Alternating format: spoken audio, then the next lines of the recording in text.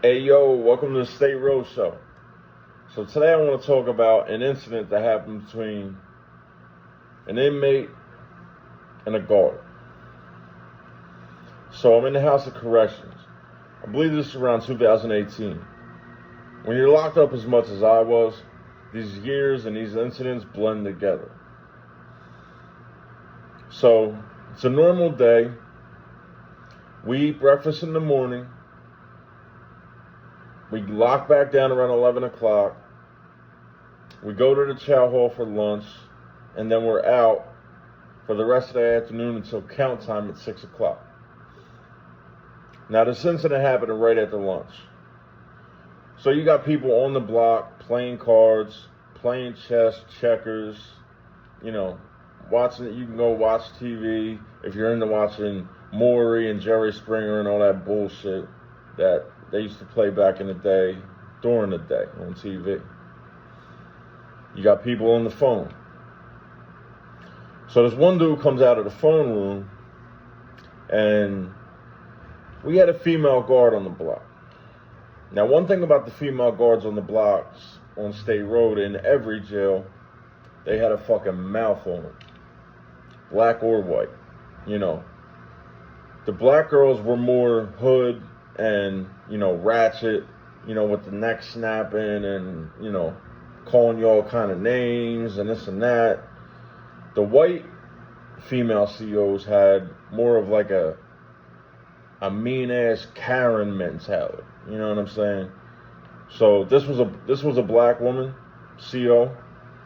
So he comes out of the phone room and she says something to him. He says something back. Now, I seen the conversation because she's so fucking loud.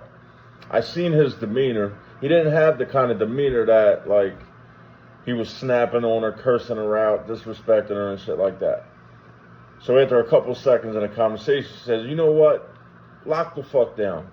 Get in your cell. This and that. So they're still talking back and forth. So he goes to walk away and he says something that set her off.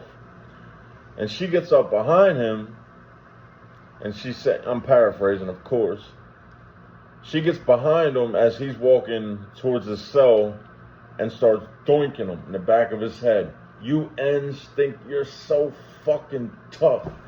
You think you're so fucking tough. Now, every time she goes so fucking tough, she's doinking him in the back of his fucking head. That happened about 3 times. Like 3 sets of time. So total of, I would say, 6, 7, 8 times she doinked him in the back of his head. He turns around and 2 pieces the shit out of her. Boom, boom. She fucking hit the pipes, because we're in the House of Corrections. There's pipes outside the cell. She hit the pipes and dropped like a pop balloon. Like, it was fucking insane. He goes over top of her. Boom, boom, boom. Keeps hitting her. Now, she had a partner that was doing a tour during this whole thing. So he didn't see the arguing at the desk, he didn't see none. The block, I was on F2 at the time. The block is about the length of a city block.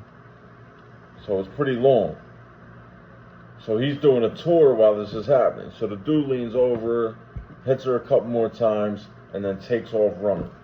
The guard that was doing the tour seen the commotion, seen that there was some kind of fight. He didn't know it was involving his partner.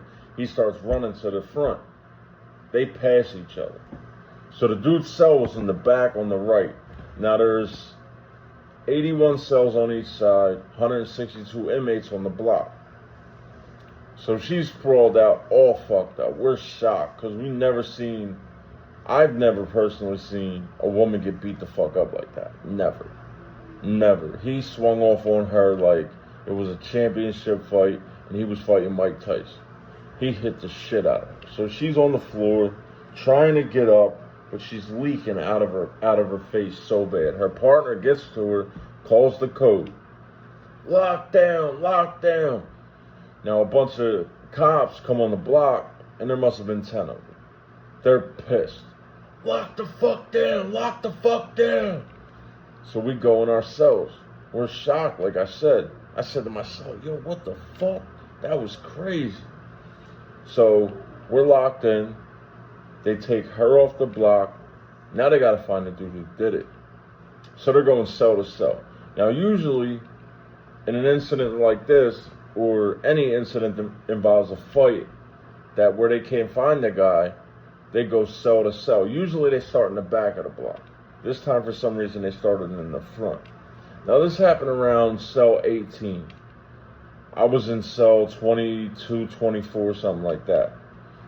So I could see, like, when they picked her up and brought her off the block and shit like that. And I was outside my cell when this happened, so this happened to my left. This happened around, like, 18, something like that. Cell numbers.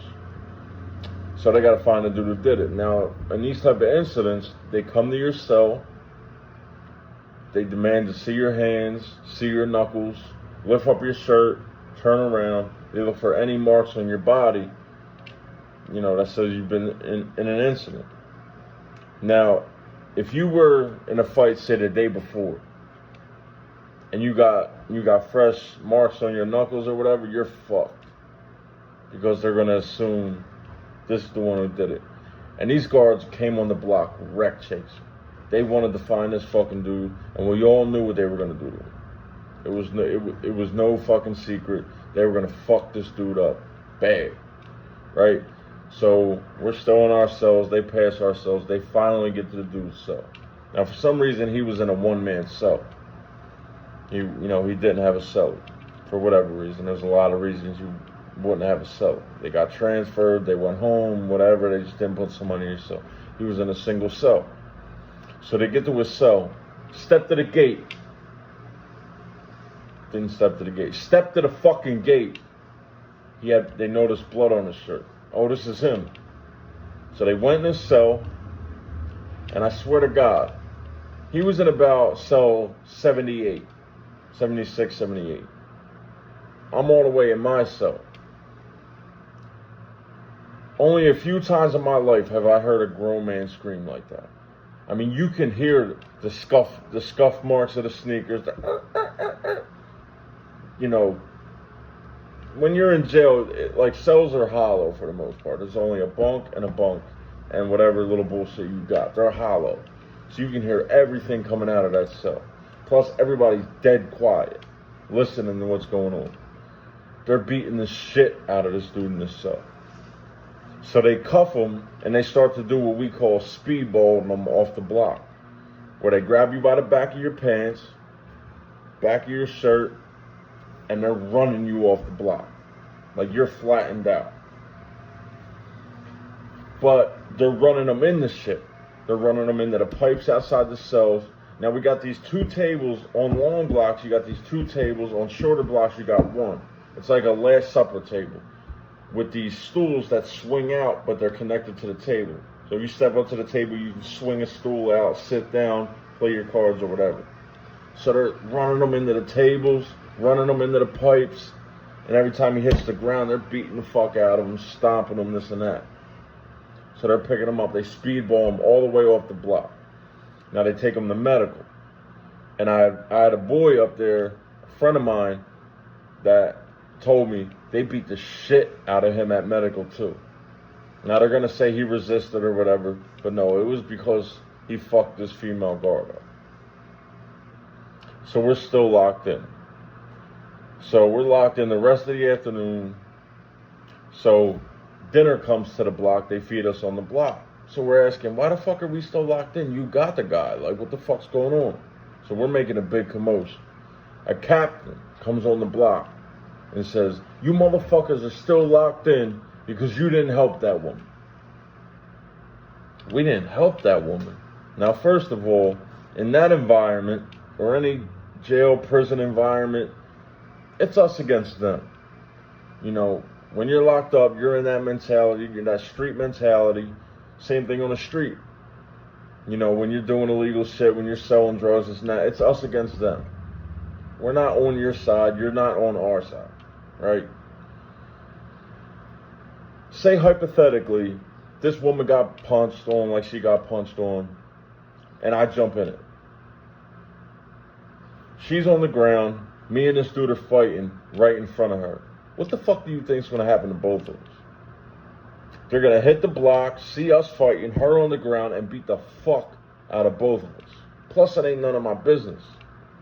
Like I said, it's a different world. It's us against them. It's your job to catch us doing shit that we're not supposed to, and it's our job to get away with. We're not on your side. So we're shocked, like, what the fuck you mean? Like, we're locked down because we didn't help. Well, the end result was we were locked down 5 days. No showers, which is illegal. You're supposed to get a shower every 72 hours, but you know, that's bullshit. Who the fuck were you gonna complain to? They brought the food to the block every meal, and whoever was on medication, they brought your medication to the block. From what I heard and what I understand, this lady quit. She had to have reconstructive surgery on her face, which her, you know, benefits paid for, and this and that.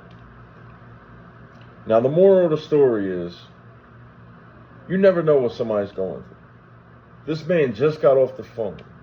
He could have found out that his mother died, that his kid's sick, that something happened to somebody in his family, or he could have just had a simple argument with his girlfriend.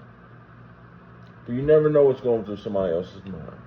You never know the stresses that they face, especially being in jail. You know what I'm saying? He could have had a low bail, and they're trying to scrape money together, and he found out that they couldn't, or whatever. But he walks out of the phone room and has to deal with this loudmouth fucking CO bitch that's not her job. That's not your fucking job to get all ratchet with this man. Your job is to make sure nobody's killing each other, hurting each other, and that we lock down when we're supposed to. That's a CO's job. But she went above and beyond, and she got above and beyond. So yeah, let me know what you think about this incident. Let me know you think the man was wrong, the CO was wrong, or both. Like the video if you like the video. Please subscribe to become a part of the State Roadshow community. And until next time, this is Kenzo, State Roadshow. All day.